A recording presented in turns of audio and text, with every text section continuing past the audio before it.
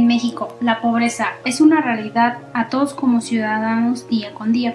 En nuestro país, más del 70% de la población es pobre. El 80% de ellos viven en pobreza extrema. Muchos pueden ser los culpables de esta situación: el gobierno, las empresas multinacionales, los patrones exploradores y la carencia de trabajos. Lo cierto es que nadie se hace responsable mientras nosotros, el pueblo, sufrimos las consecuencias.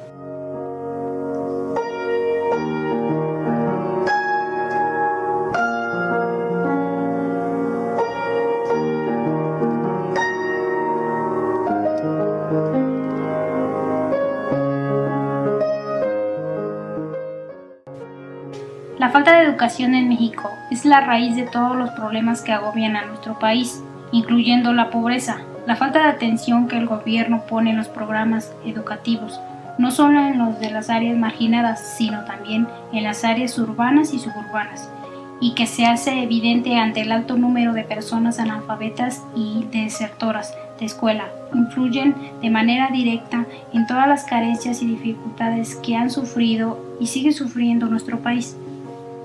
La pobreza es definida como aquella condición caracterizada por la carencia de recursos, medios u oportunidades para la satisfacción de las necesidades humanas mínimas, tanto de tipo material como cultural. Cuando se habla de pobreza, se hace referencia a un asunto delicado que se vincula de manera estrecha con las posibilidades de bienestar.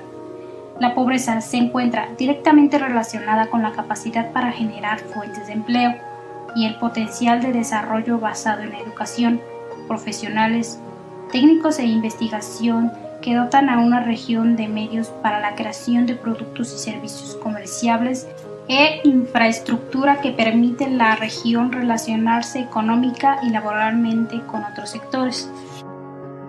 Los estados de mayor pobreza en el país son Chiapas, Guerrero, Oaxaca, Tabasco y Durango. En ellos se concentran altos porcentajes de población indígena.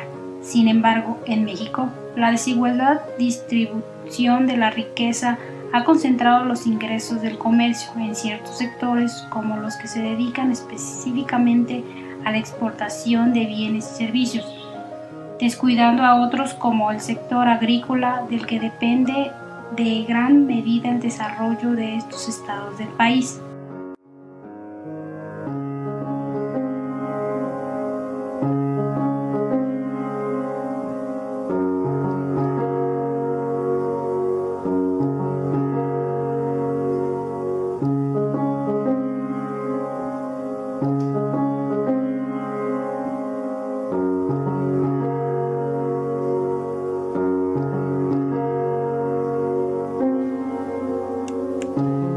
Las zonas indígenas sufren además la marginación en cuanto al número de escuelas y la distancia entre un centro educativo y otro, ya que dentro de las zonas rurales una escuela generalmente se integra por alumnos de regiones muy alejadas y de difícil acceso, lo que promueve el ausentismo.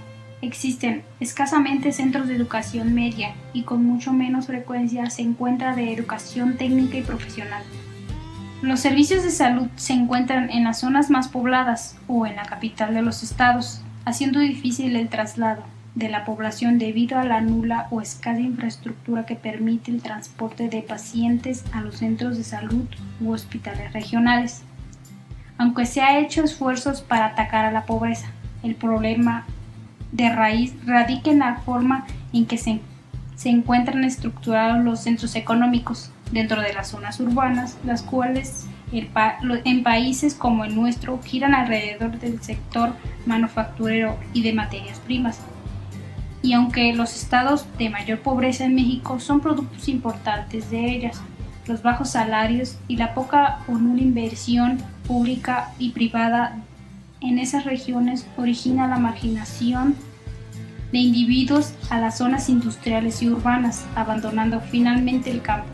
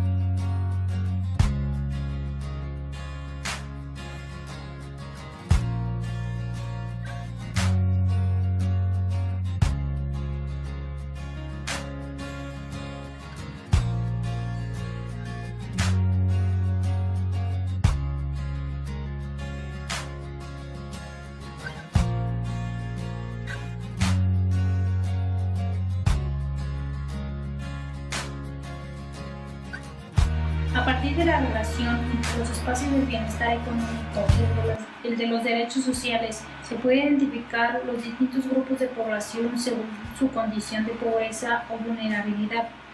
Si una persona tiene una o más carencias y su ingreso es inferior a la línea de bienestar económico, se considera pobre. La medición de la pobreza se realizó con base en una población estimada de 117.3 millones de personas. En pobreza fue de 53.3 millones. De este total, 41.8 millones correspondían a las personas en pobreza moderada y 11.5 millones a personas en pobreza extrema. Por otra parte, se identificó a la población vulnerable por carencias sociales como aquellas personas que no tenían problemas de ingreso, pero que decían una o más carencias sociales. Este grupo representó a poco más de una cuarta parte de las mexicanas y los mexicanos, equivalente a 33.5 millones de personas. La población vulnerable por ingreso registró 6.2% de personas que no tenían carencias sociales, pero cuyo ingreso era inferior a la línea de bienestar. Por último, los resultados para la población con un ingreso superior a igual a la línea de bienestar y que no presentó carencias sociales fue de 23.2 millones de personas, es decir, casi una quinta parte de las personas en México no son pobres ni vulnerables. En cuanto a las carencias sociales, 3 de cada 4 mexicanas y mexicanos tuvieron al menos una carencia social, 86.9 millones de personas, y 1 de cada 5 padeció 3 o más carencias sociales, 28.1 millones de personas. En el grupo de personas pobres, las carencias sociales que más afectaron a la población se ubicaron en el siguiente orden de importancia: acceso a la seguridad social, 85.3 millones por ciento; acceso a la alimentación, 37.6%; acceso a los servicios básicos en la vivienda, 35.1%; rezago educativo, 28.4%; acceso a los servicios de salud, 26.8%; y la calidad y espacios de la vivienda, 23.7%.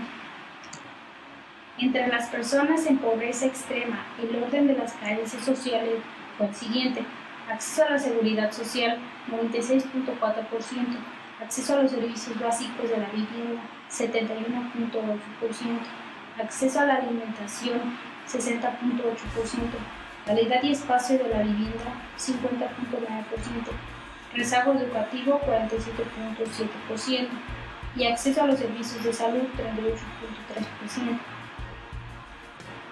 A nivel nacional, la carencia que más afectó a la población fue la relacionada con el acceso a la seguridad social.